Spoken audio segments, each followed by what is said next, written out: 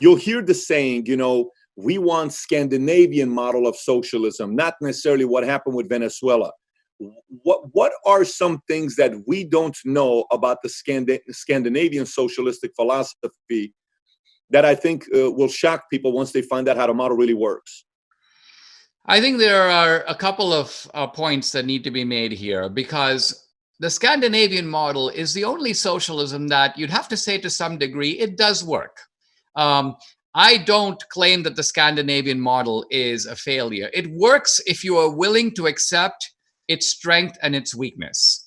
Now, its strength is that the Scandinavians are capitalist in creating wealth, although they are socialist in distributing it. So this is an important distinction, because in creating wealth, the Scandinavians are not socialists. They don't, like in Venezuela, one of the first things that Maduro did was he appointed socialist bureaucrats to run the Venezuelan oil company. Now, Venezuela is the largest oil reserves in the world, more than Saudi Arabia.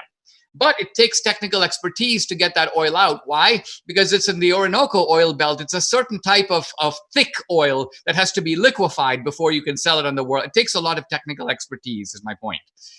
Chavez fired all the technical experts and brings in like Bernie Sanders types, to run the oil company. Well, needless to say, he runs the oil company into the ground. It hardly produces any oil anymore.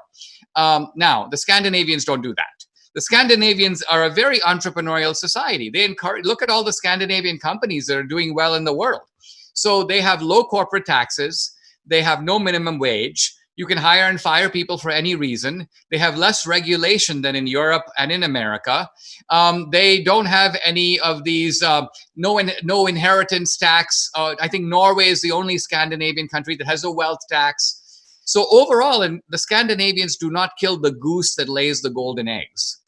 Now, they do have a big welfare state, but they make everybody pay for it. They have what's called the VAT tax. The VAT is the value added tax, 25% on consumption. And remember that a VAT tax, any economist will tell you, falls heavier on the middle class and on the poor than it does on the rich, because middle class and poor people spend more of their money, a higher. Can you explain that? Can you explain that? So if I'm making $4,000 a month versus I'm making $50,000 a month, why does the VAT, the tax, the consumption tax, hurt the $4,000 a month versus a $50,000 a month person?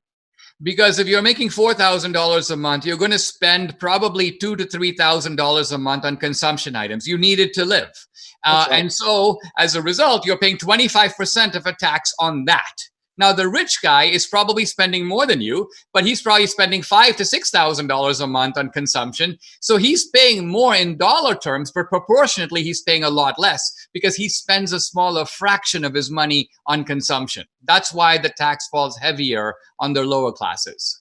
I think it's very important for people to realize it, because even the Scandinavian economists explained that in your documentary, to say that if you decide to come here, yes, it may be socialism, but it hurts the lower income people more than it does the higher income people, because you're paying a consumption tax much higher than the others. And that was very good visual that was given there for people to know the math on how it works.